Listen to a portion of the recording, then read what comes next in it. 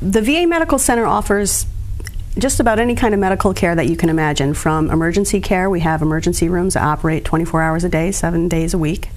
We also have primary care or routine care. If someone just needs a general flu shot or a medical checkup, we offer that.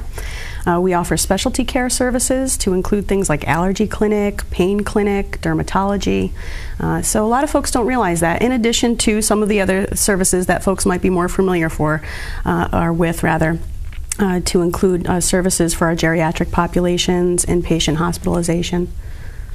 Well, Operation Enduring Freedom that you're responsible for, that deals with our veterans who have come home from Iraq? Enduring Freedom and Iraqi Freedom and New Dawn. So this is a group of conflicts, really. So most folks think of Enduring Freedom as veterans coming back from Afghanistan, Iraqi Freedom and New Dawn as veterans coming back from Iraq.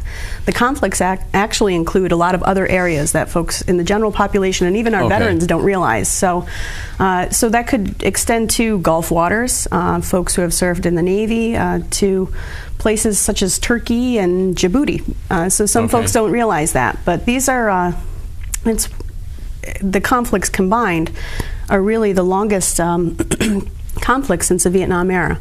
And so we often hear about the troops that are returning home from Iraq and Afghanistan. That's most often what we hear about. What are some of the problems that the women and men of our armed forces are encountering as they make that transition from military life to civilian life? Well, there are the things that folks hear about: the post-traumatic stress, the chronic pain, health complaints, unexplained health complaints and symptoms. Sometimes people are hearing about Gulf War illness, things like that. And there are also some larger social issues: unemployment, struggling going back to college. These veterans have enhanced benefits for OEF, OIF, so that includes 5 years free health care, anything deployment related, 180 days of dental care, and post 9/11 GI Bill benefits. So, what are the post 9/11 GI benefits? Those are similar to, folks hear a lot about GI Bill benefits from Vietnam era veterans. The difference being that they also offer a living stipend. So in addition to tuition and books, expenses for those things, they cover a living stipend while veterans are returning to school. Sometimes they can actually transfer these benefits to their dependents if they're still in the military as well. So their spouses or children can use these benefits.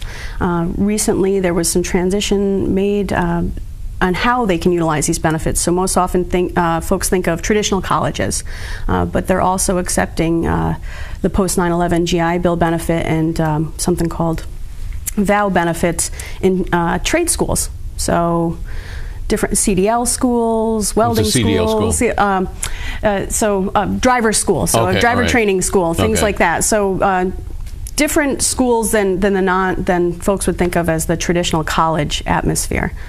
Are your veterans who are getting out of the service, or ones who have been out of the service for a while, are they really truly aware of the benefits offered by the Veterans Administration? Yes and no. We do a lot of outreach and education. So since the conflict started in 2001, 2.4 million veterans have been engaged and served, or I should say service members. Only about half of those folks have actually been discharged, and an even smaller portion, a little bit over 800,000, have established care at the VA. So that gives you an idea of the expansive numbers of folks who are eligible for these benefits versus the small group that are actually coming in to use the VA healthcare services, I should say. So we do a lot of outreach with the military folks to educate them before they mobilize. We go out on pre-mob briefings, they call them, to meet with the units, and we also do mid-tour family briefings to educate the families about the new services we're offering at the VA for family members.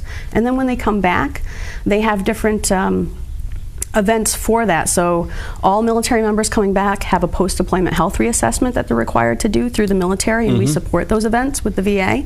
And that could be, we offer healthcare screenings, and if they're referred directly for medical or behavioral health care, we offer that appointment on the spot and support on the spot. We also are involved a lot with Guard and Reserve units coming back and what they call yellow ribbon events. Right. And so when they come back, they're put on orders. They have 30, 60, and 90-day events when they return. And the veteran and their family members are paid to go on a drill weekend and stay in a hotel and learn about services in the community and with the VA, and we support those events as well. It seems to me that in areas like where we live, where you have a VA hospital, or in areas around the country that have military posts, that you have people right there that can address those problems, but there are loads of parts of the United States of America that don't have military posts and they don't have VA hospitals. Where do those people go? Well, you bring up a good point, and something that we're familiar with in upstate New York, in that we have primarily Guard and reservists in our area. And so folks are coming back and they're not connected with a major military base per se. And so we offer community-based outpatient clinics. We also are doing some neat things like telemedicine, where our outpatient clinics are offering specialty services like PTSD, substance abuse, even our pain clinic via the television, so they can come in to their local community outpatient clinic and be linked up with specialty care services without having to travel all the way to the local hospitals. But you bring up a good point in that it is a challenge, I think, particularly not just all veterans, but with the Guard and reservists, you have some folks who are coming back into civilian life who don't have the supports that maybe some of the active duty folks do have. They're not on base with the families and things like that. Okay, let's pretend Fresno doesn't have anything like that, and someone is discharged from an area and all of a sudden they're back home in Fresno. Where would they go to, like a military reserve recruiting center, to find out where you can get this help from the military or from the VA? Where do they go?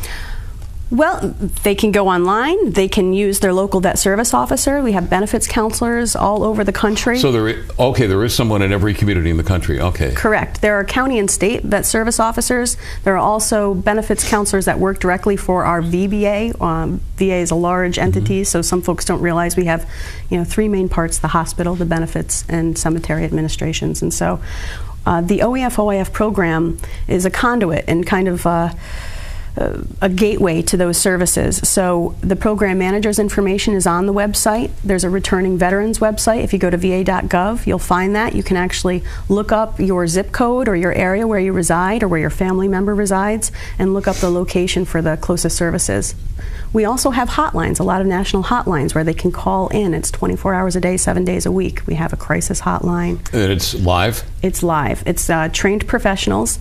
And so this is not different from, military crisis hotline, VA crisis hotline are actually the same numbers, 1-800-273-TALK.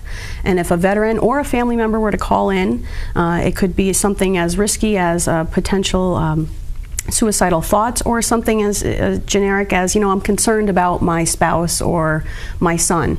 And they'll actually talk to a trained professional, and if needed, not only will they get them into our system, but they can send out help. And we've actually done, I think the number is, 26,000 rescues since its inception in 2007. That is a great service. I was not aware of that line existing. And also what is very nice is the fact that there is a live individual. You're not getting voicemail. Absolutely not. Absolutely not. And so it's something that the VA is taking very seriously.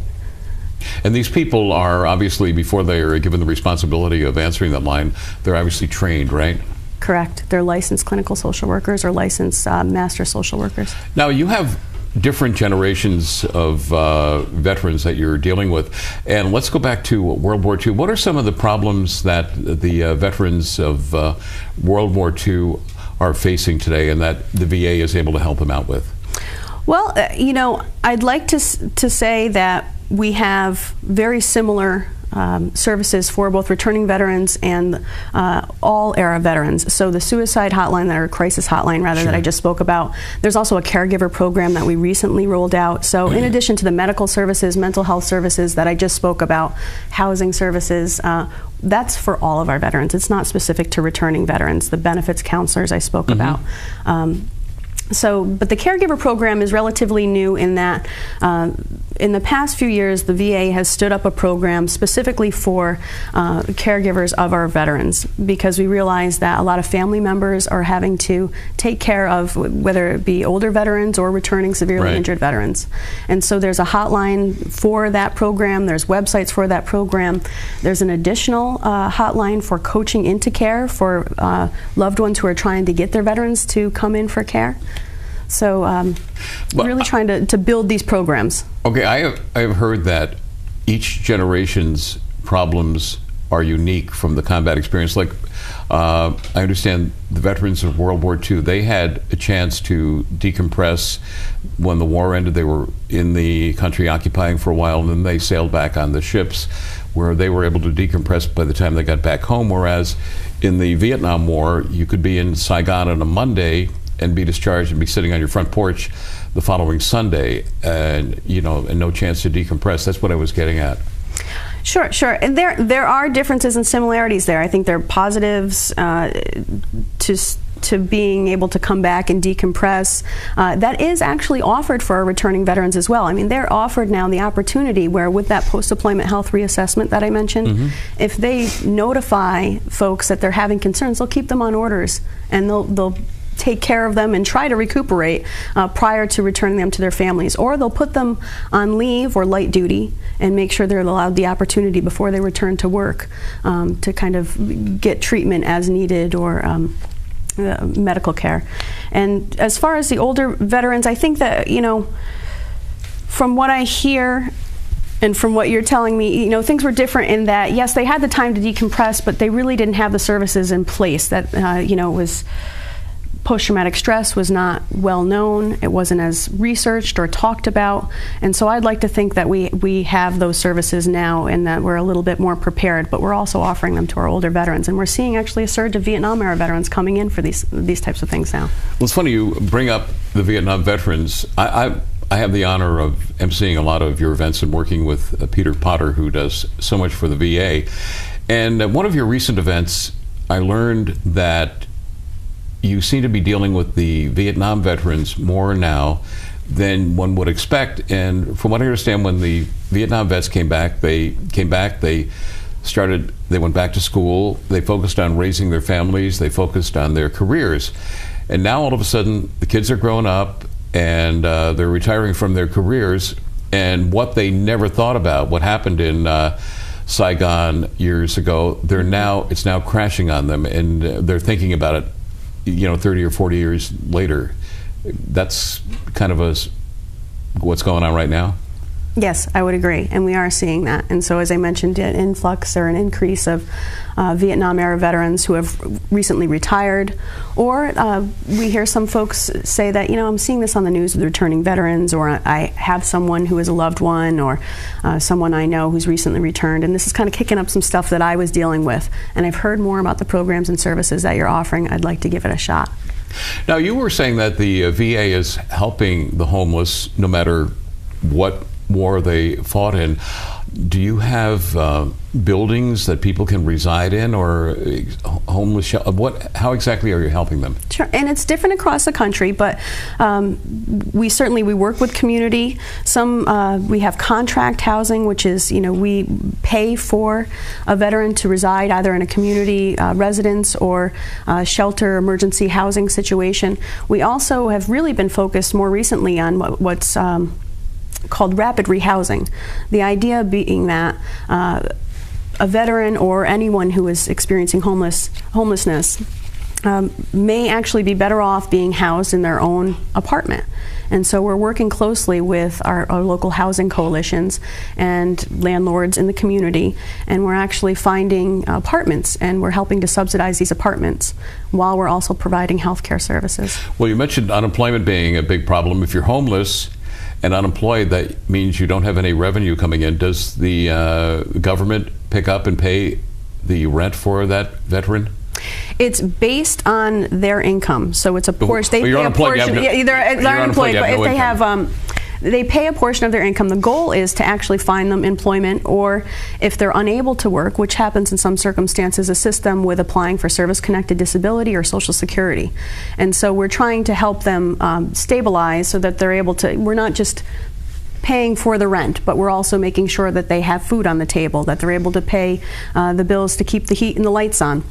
And so a part of that might be helping them look for jobs, and we're really building up a lot of our employment programs. So there are employment programs for retraining if you have a disability you incurred in service.